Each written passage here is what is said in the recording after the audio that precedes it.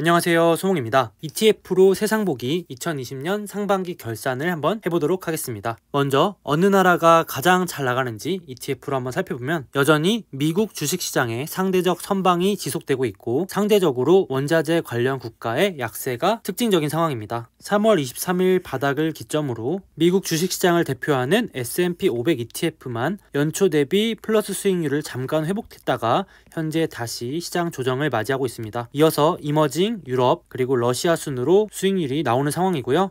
브라질이 여전히 연초 대비 수익률이 약 마이너스 40%로 크게 회복을 하지 못하고 있는 상황입니다. 자, 그러면 미국 3대 지수 중에서는 누가 제일 나갈지 한번 보겠습니다. 결론부터 말씀드리면 미국 시장 내에서도 양극화가 어마어마하게 심해지고 있는 상황인데요. 가는 놈이 더 가는 장세가 지속되고 있는 상황입니다. 대표적으로 나스닥이 다른 지수 대비 압도적인 격차를 벌리면서 달려나가고 있고요. 그리고 이어서 S&P 500, 다우 30 지수가 뒤따르고 있는데 여기 보시는 것처럼 나스닥 ETF는 연초 대비 수익률이 무려 13.44%인데 반해서 S&P 500 수익률은 마이너스 5.82%, 다우존스 지수는 마이너스 11.15%로 나스닥과 다우존스 지수 수익률 격차가 20% 이상 나는 걸 알 수 있습니다. 같은 미국 주식시장 내에서도 이렇게 양극화가 엄청나게 벌어지는 걸 알 수 있고요. 3대 지수 모두 바닥 대비 40% 이상 상승 후 현재는 조정 중에 있는 걸 알 수 있습니다. 참고로 우리처럼 미국 시장 ETF에 투자하는 많은 분들께 좋은 소식이 나왔죠. 6월 26일 기준으로 세계 최대 자산운용사인 블랙락이 주요 ETF 수수료를 전격 인하 발표했습니다. 1등 블랙락 입장에서는 2위 뱅가드가 맹추격해오니까 이를 견제하기 위해서 자존심을 꺾고 수수료 인하를 발표한 건데요. 대표적으로 미국 주식시장 전체에 투자하는 ETF 3종이 있죠. S&P 500에 투자하는 블랙락의 IVV나 뱅가드의 VOO, 스테이트 스트릿의 SPY가 있었습니다. 그런데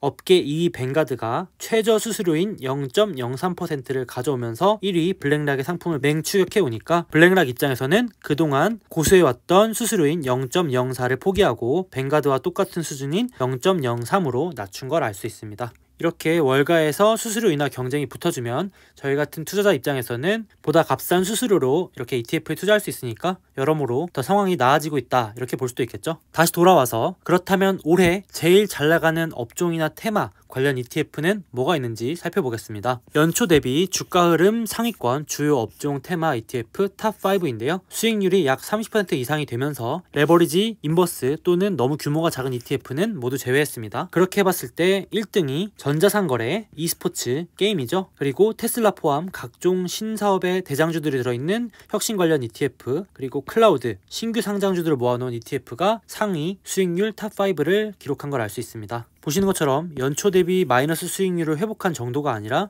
30%에서 40% 이상 수익률을 내고 있는 어마어마한 퍼포먼스를 보여주고 있는 걸 알 수 있습니다. 참고로 올해 가장 퍼포먼스가 좋은 ETF 중 하나인 전자상거래 ETF의 경우는 우리가 잘 알고 있는 미국의 아마존, 중국의 알리바바, 핀도더, 징동 등 주요 전자상거래 업체들이 있고요. 이렇게 주가 흐름이 아주 강력한 걸 알 수 있습니다. 그리고 또 하나 연초 이후에 계속해서 흐름이 너무 좋은 ETF인 e스포츠 ETF 역시 대표적으로 엔비디아가 포함되어 있고 중국의 게임 회사인 네디즈, 미국의 대표 게임 회사인 액티비전 블리자드가 포함되어 있는데요. 역시 세 개 기업 모두 신고가를 돌파해서 상승 랠리를 펼치고 있는 걸 알 수 있습니다. 그리고 올해 상반기 최대 수혜 업종 중 하나죠. 클라우드 ETF 역시 우리가 너무나 잘 알고 있는 대표 클라우드 기업들인 마이크로소프트, 아마존, 구글 등등의 기업들이 포함되어 있고요. 미국 주식시장 그러니까 S&P 500 ETF가 약 마이너스 5.2% 정도의 수익률을 보이는 데 반해서 엄청난 격차를 벌리면서 앞서 나가고 있는 걸 알 수 있습니다. 자, 이번엔 반대로 올해 계속해서 외면받고 있는 즉 주가 퍼포먼스가 별로 좋지 않은 대표적인 업종과 테마 ETF는 무엇이 있는지 살펴보겠습니다. 밑에서부터 거꾸로 보자면 원유 그러니까 유가를 추종하는 대표 ETF는 여전히 수익률 회복이 쉽지 않은 상황이고요. 관련해서 코로나 최대 피해주 중에 하나인 항공과 에너지, 가스 관련 ETF들도 흐름이 좋지 않은 상황이고요. 특이점은 최근 5월부터 갑자기 여기 파란색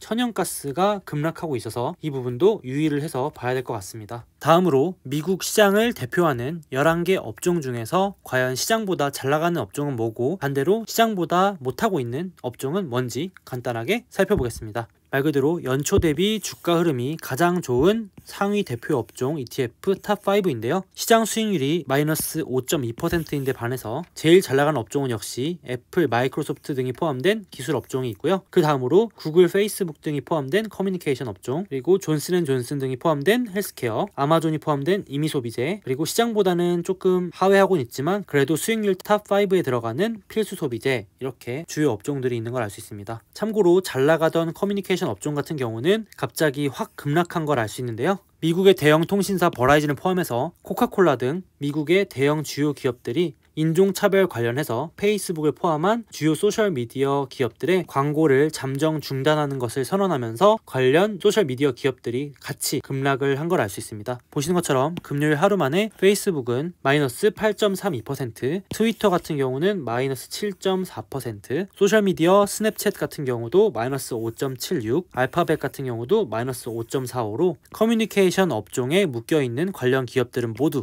같이 급락을 한 걸 알 수 있습니다.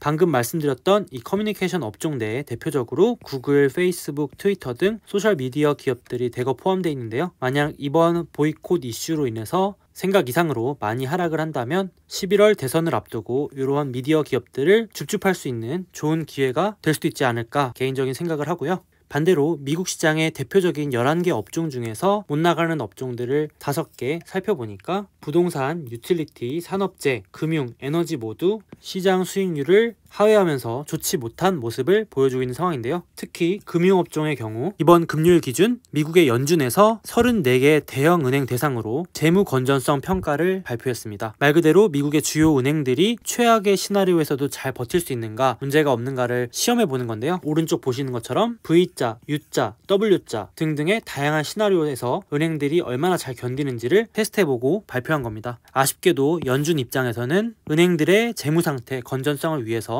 앞으로 일정 기간 동안 평균 이상의 배당을 줄 수 없도록 만들었고요. 주가를 부양하는 주요 수단인 자사주 매입도 제한을 해버렸습니다. 이러한 이슈 때문에 배당도 못 늘리고 심지어 자사주 매입도 못하니까 관련 금융주들이 대거 하락했는데요. 그 중에서도 미국의 대형 은행 중 하나인 웰스파고 같은 경우는 현재 버는 돈 대비 배당금을 많이 지급하고 있어서 아마도 배당금을 삭감할 가능성이 높다. 다른 은행들은 상대적으로 양호한 편인데 웰스파고는 연준의 기준에 따르면 배당금을 삭감할 가능성이 높다. 이렇게 발표하면서 상대적으로 많은 하락을 보이기도 했습니다. 자, 마지막으로 채권과 원자재는 어떤지 한번 ETF로 살펴볼 건데요.